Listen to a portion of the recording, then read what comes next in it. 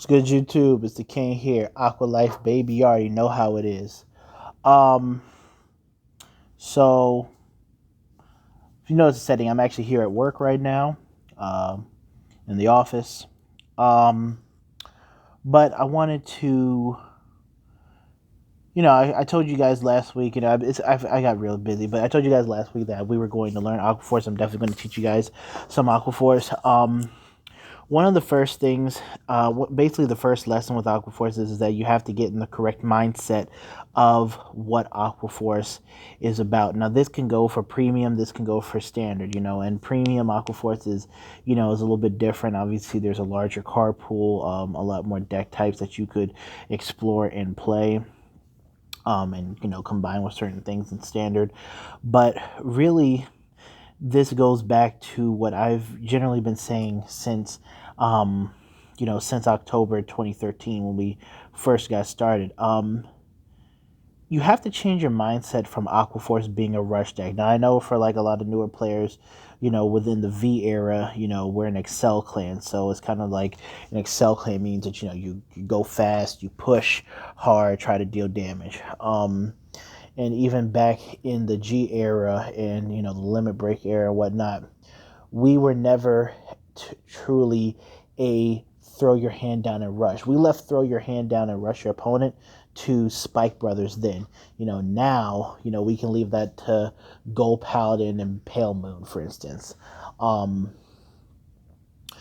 Aqua Force is a tempo deck. It is a clan that, yes, we have multiple attacks and we can throw a lot of things at the opponent, but we are a tempo deck. And the reason why we are a tempo deck and not a rush deck is because rush decks generally have the ability to fill up their board, um, through various methods outside of just calling from the hand.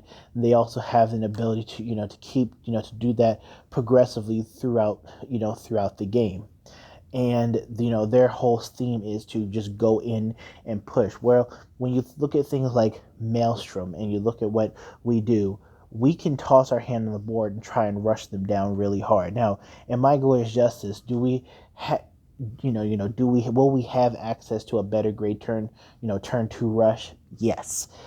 Is a turn 2 rush possible? Yes. The reason why I say that we're a tempo deck, or for people who play Magic and other games, we can be also classified as more of a mid-range type of deck, and that's because we do have the ability to put on early aggression, but we also have but our main focus is controlling and playing the middle of the game, setting the pace throughout the match, and then having an ability to extend ourselves into a decent position going into late game.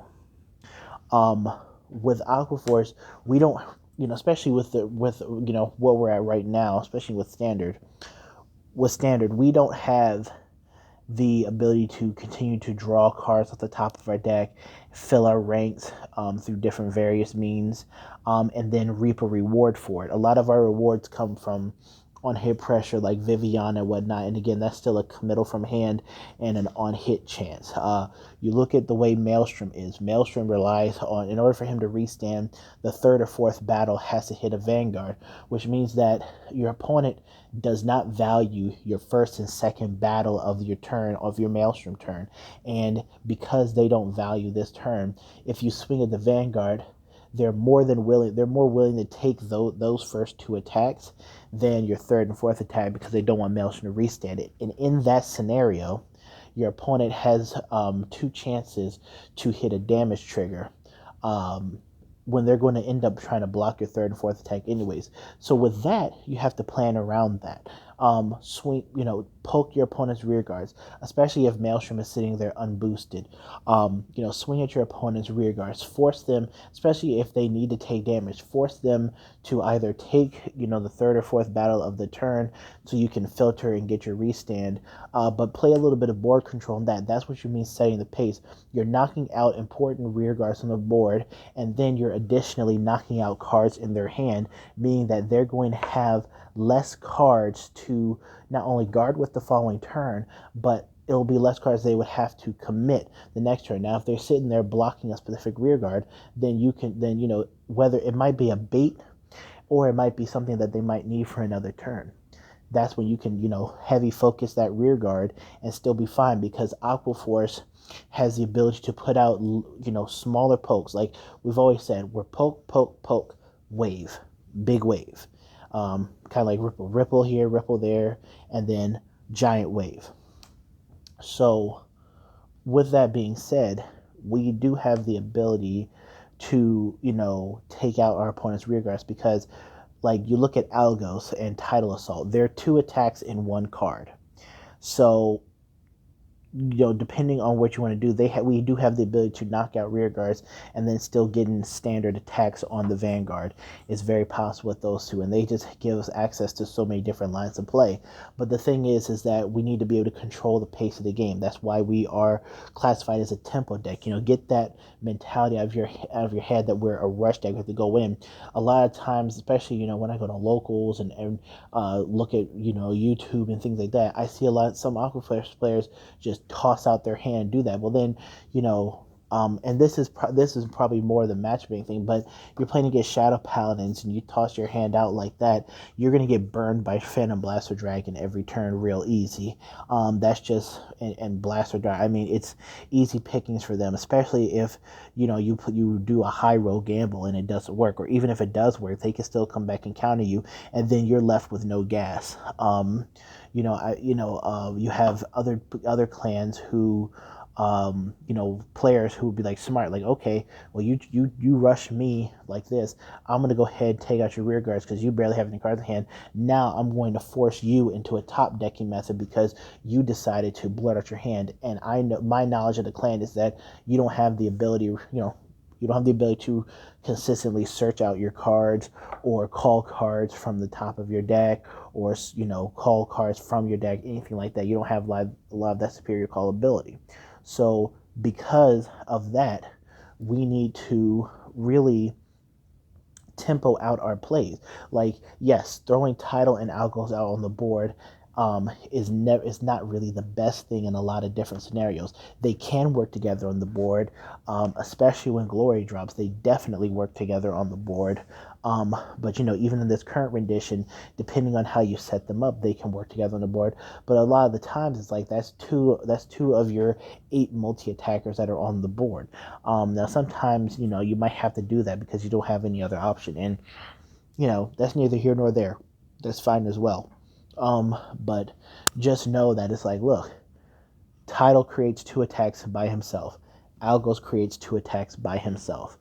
So in that instance, that means that you can commit less, conserve a little bit more of your hand, and then go in. Like with your grade 1s, sometimes you don't need to toss out your grade 1s onto the board to boost everything. You can have a simple column of, a Riptide, Maelstrom with a booster, and then Tidal. So you have essentially 3 rear guards, but you're getting in a guaranteed 4 attacks during that turn.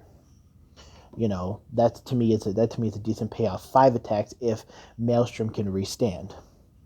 So that's what I wanted to tell you guys in this video, is that we are a tempo deck. We set the pace. We do have the ability to play early game aggression. That is true. We do have the ability to play early game aggression. I believe that we have a very strong mid game, and then we also have the ability to carry us into late game, where we can really do some damage and really try and end games late game. But like I said, we are more of that mid-rangey type of deck that has the ability to do rush, but also has the ability to play the long game. But again, it's up to the player and how they play the game, how they dictate the pace of the game to whether, to where they're going to fit. For me personally, I like to play more of a mid-ranging game.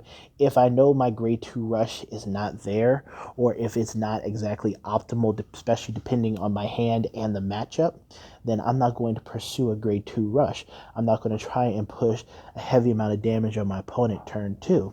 I will wait till my turn 3. I can ride Maelstrom, drop things, and then go in from that point on, because I'm not trying to heavy pressure my opponent. Then I want to make sure that I can get my twin drive off, I can get a potential restand off, and things like that. Then you also have like late game. It's like, okay, well, I'm going to conserve a title in my hand. I know I have one out, but I can bluff block this title, force my opponent to keep trying to swing at this title because one is an easy guard. Then he can throw something else, less attacks to my Vanguard. Then I can let that get hit and then drop another title from hand. Rather than trying to explode 2 titles on the board at the same time and then end up getting burned. You want to be careful with your multi-attackers as well, which is, again, part of the tempo. You don't want to toss them out and just try and go in, especially depending on the matchup as well. You want to be able to conserve them, see how many attacks you get off, because sometimes you just need to get your 4 attacks and then back up on the defense. Because right now, like I said, we don't have a lot of the abilities to draw cards, add more cards to hand, and things like that. A lot of that stuff relies off of like Viviana, Harplaws, and whatever else in order to just get cards back into our hands so that we can go back on defense. Sometimes you have to force yourself to go back on defense, which is, again, what you want to do with tempo. You want to call out your one multi-attacker, have something else there. And if you end up getting another Excel circuit and tossing out another card, sure, that's fine. 5 or 6 attacks is, fantastic, is great. But think about the value that you're going to be getting from them and where you are in the game. If your opponent's at 5 damage and you want to push for game, again, that as a player, that is up to you. By all means, by all means.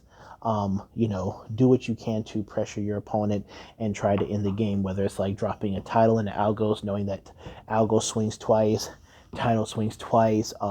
You have things like Theo, if he hits Vanguard, he can give a boost somewhere.